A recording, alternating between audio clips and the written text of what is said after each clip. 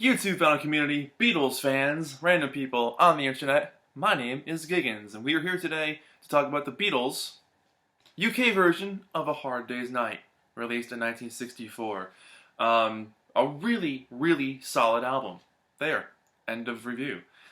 This version is actually, in fact, one of the very few UK issues that I have. I don't come across the UK stuff, original UK stuff, pretty often, so when I find it, it's usually really expensive or it's usually really beat up because people loved these things, so they got played a lot.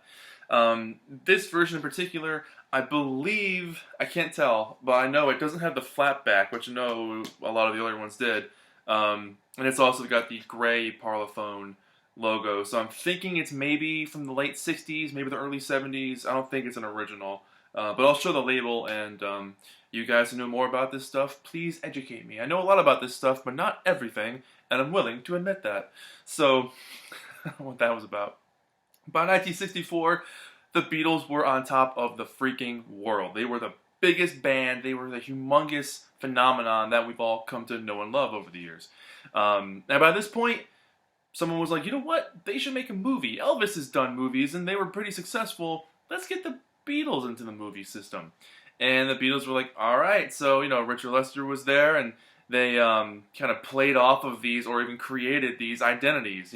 Paul being the cute one, George being the quiet one, Ringo being the lovable one, John being the kind of cynical, tough guy one. So, traits that they sort of had about themselves were just magnified for movie's sake. But the soundtrack, for this is just absolutely fantastic. I mean, they wrote some of the best songs of their early career for this record, and it's the first one where every single one was written by them. It was their first album completely done by them.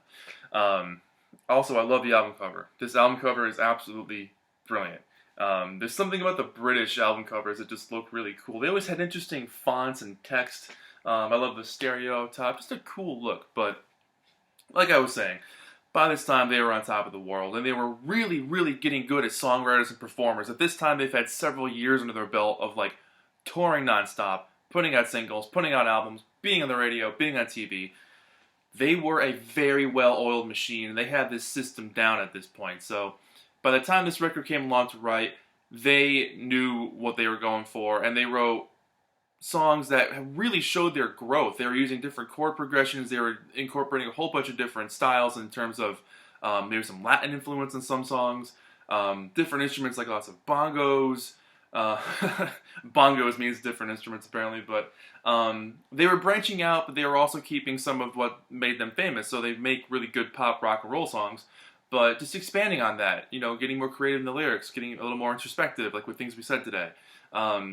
Trying some new things to change it up, because as Paul once famously said in the Beatles anthology, he loved a lot of music, but he didn't like when bands put out the same song over and over again. That formula that worked does get kind of old after a while, and that's what made the Beatles so interesting, is that every record they put out was always slightly different from the last one until you got to Let It Be, and they made this career of music that changed the course of the pop world as we know it. But in such a short amount of time, I can go on and on and on about this stuff. You guys all know the story. We've talked about the Beatles before. You all know how this goes down. But just a fascinating era of this group, because this is the height of Beatlemania. This is them taking off. This is them taking over the world.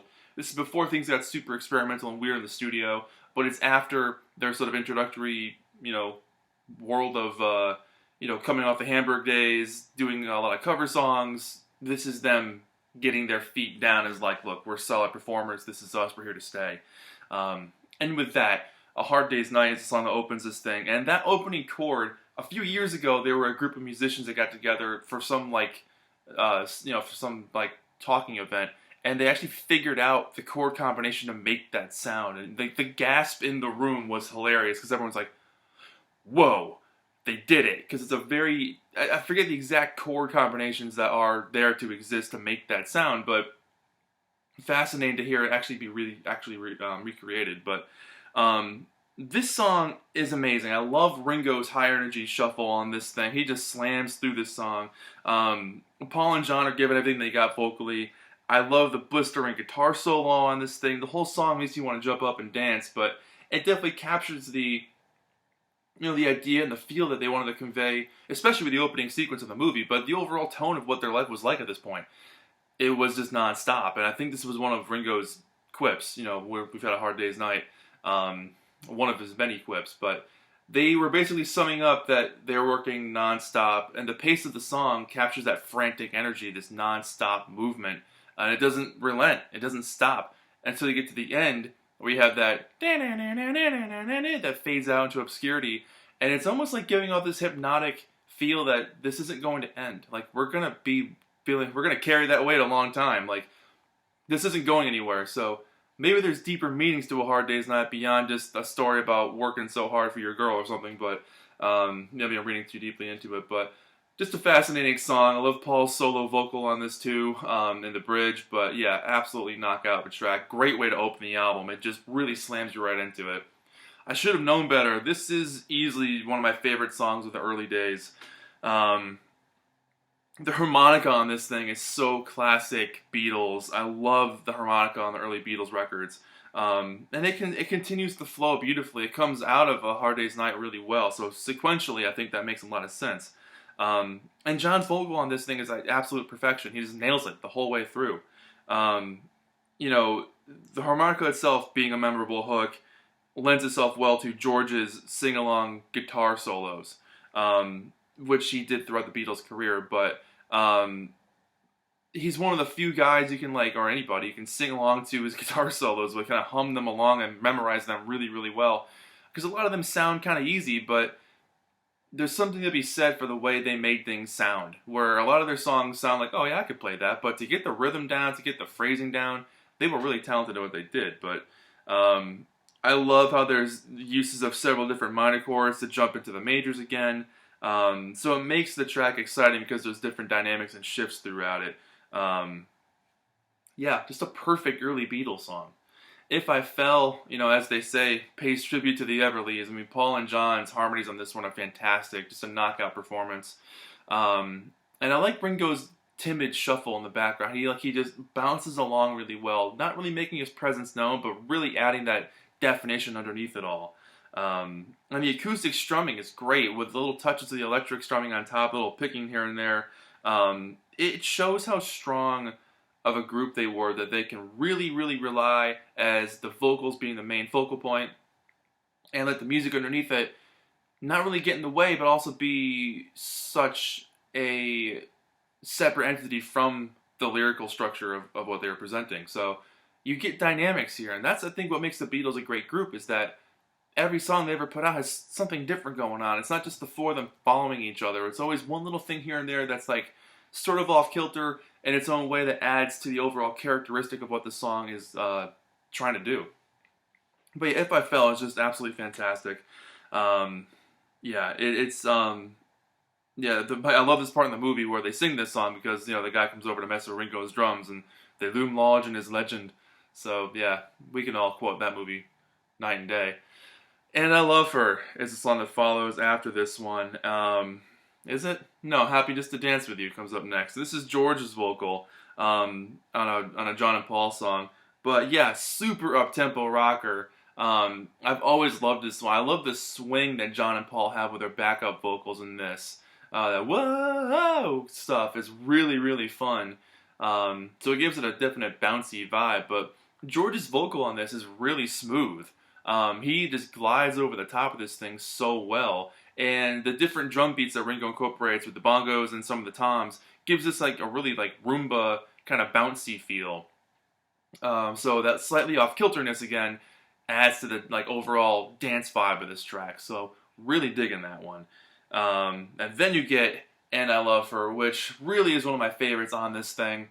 Paul takes the lead on this one. It definitely has I guess you can call it a Latin influence, especially with that guitar solo, that nylon stringed acoustic. It sounds like a nylon string to me anyway. George is just absolutely brilliant on that. And apparently he came up with the hook. That was George. And I remember seeing an interview with Paul one time where he said, that song was good, but then when George added that, it made it what it was supposed to be. This song is delicate. It's really full of love, and I like that it's kind of calm and a little bit reflective and just a tiny bit moody, but definitely a song that's full of love. So it's a nice dynamic again to have, in this sequencing where you had three or four rockers that were upbeat and crazy the whole time to go into something like this is a nice little shift. So yeah, just a classic early ballad from the guys, and yeah, another one of my favorites. I mean, I'm gonna say one of my favorites a lot for this review because this album's loaded with them. Tell me why. This is just an awesome, lively song. You got that three vocal thing going on. It's punchy, it's catchy, it's an instant dancey, hooky song. It just sounds like they're having a great time. It sounds like they're in the studio just having fun. But man, does this song have some great harmonies. I mean, you just want to sing along. This is, who knows, this is Beach Boys inspired, but I mean, they were always kind of back and forth with their harmonies, the Beach Boys and the Beatles, but especially by the time you get to Here, There, and Everywhere. But yeah, this song is just pop perfection in every sense of the word. And then you get Can't Buy Me Love, I mean, a total classic, and that solo on this song is just instantly one of my favorite solos of the early days. That's one of those ones where you just want to pick up a guitar and play along with it. Total powerhouse of a song, and for me, it almost sounds like it inspired the Monkees theme song. There's moments where if you play Can't Buy Me Love and then play, the Monkees theme, give it a shot. It almost sounds like it's definitely influenced. I mean, I know the Monkees were influenced by the Beatles because that's why the Monkees exist, and this movie, in fact, was why the Monkees exist. But yeah, dig that song, dig Paul's vocals. Again, just out of breath, upbeat rocker. What do you want, man? Anytime it all starts side 2 on this thing, the descending piano line here is so cool against the fast-paced sort of acoustic electric picking on this one. Again, I like the kind of call and response thing that John does and then Paul kind of echoes back on. Some people don't like a lot of the songs on side 2, like When I Get Home or Anytime at All. I don't know why. They think it sort of not slows down, but loses its sort of its edge or something. But I don't know. Anytime at All, I think is a lot of fun. Ringo's drums on this one, I think, are great again. His early days shuffle where he has that really splashy hi-hat and his really nice crashing cymbals just lend to that dance feel. And I've said that a few times, but pop records were meant to get you moving back in the day, and they still are, but the way he would shuffle on the hi-hat, and Ringo, I'm a drummer myself, but Ringo, what he would do is he would have the stick but kind of like wave back and forth and use the middle bit of the stick, not just the tip, but when you use more of the stick, you get a heavier impact on the hi-hat or any cymbal. And when you do that, you kind of create this like a little bit more of a hammered feel, so it creates real swishy sound. Whereas when you use just the tip, it's more of a tinny ding ding ding ding ding kind of sound. Whereas with the actual stick, it's a whoosh whoosh, kind of like you're sorting on the hi-hat there. So I mean, Ringo was one of my biggest inspirations for learning to play drums when I was a kid. So that's why I know kind of how his sound works. But that's why I love how his sound works, because it gives their early records and his later ones too such a character that is really unmatched. Ringo is such an underrated drummer. I don't know why people sort of, dog him down, because he's one of the best drummers of all time. He can keep a beat. He knows when to come in. I'm going to go on a small tangent here. If you listen to the Beatles' Abbey Road 50th anniversary, there is a demo of the Ballad of John and Yoko on there where Paul plays drums.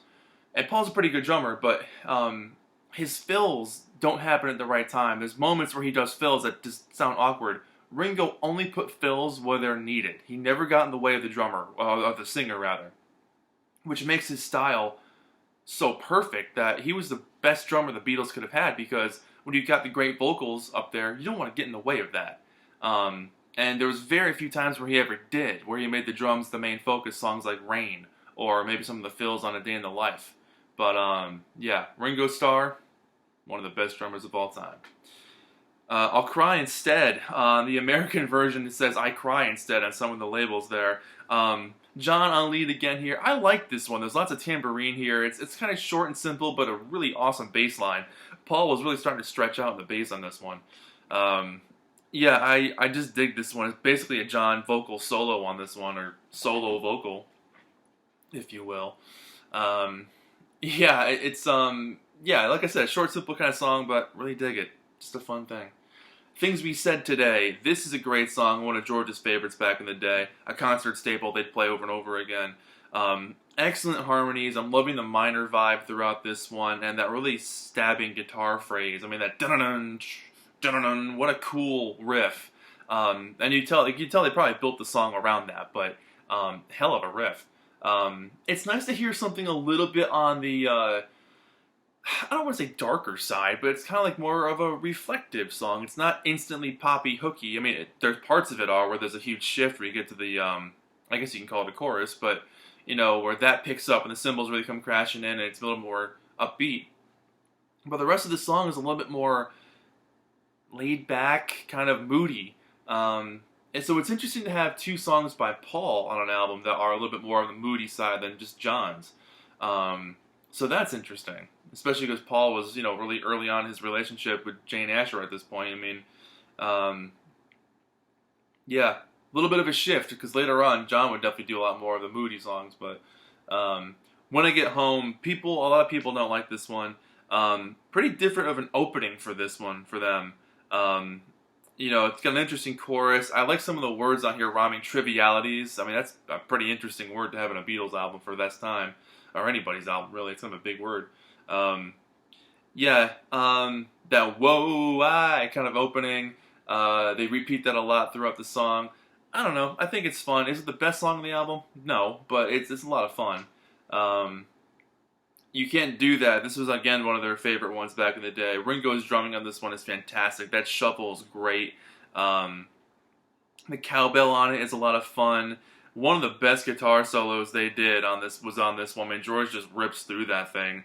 The vocal harmonies are great. That back and forth, that call and response, excellent track. I mean, it's just a really knockout song.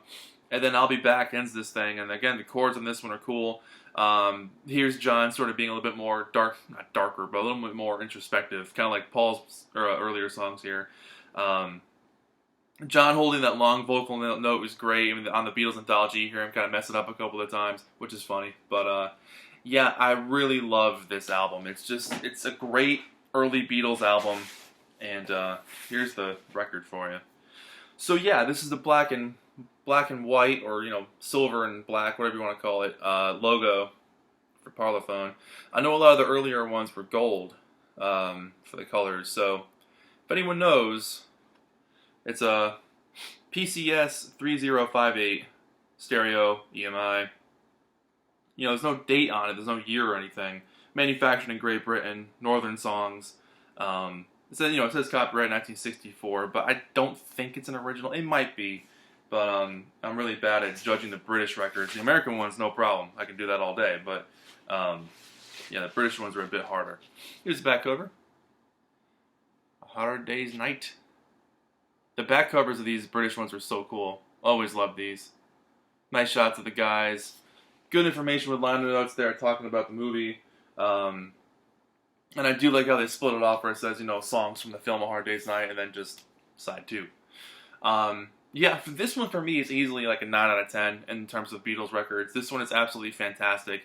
They wrote all the songs. They were just on fire at this point and really proving that they were just one of the best bands in the world, and they were unparalleled for what they can do. So yeah, I mean, this would lead to even better things after this. You get Help, you get Rubber Soul. I mean, they were just, what a time to be a Beatles fan. I would have loved to have bought this when it came out in 1964 and just followed the band the whole way. But yeah, 9 out of 10 on this one. So I want to hear what you guys have to say. Let's talk about Hard Day's Night, the UK version. I'll do the US version soon too, but I don't think I've done that. No, I don't think I have. So the US version is coming up at some point.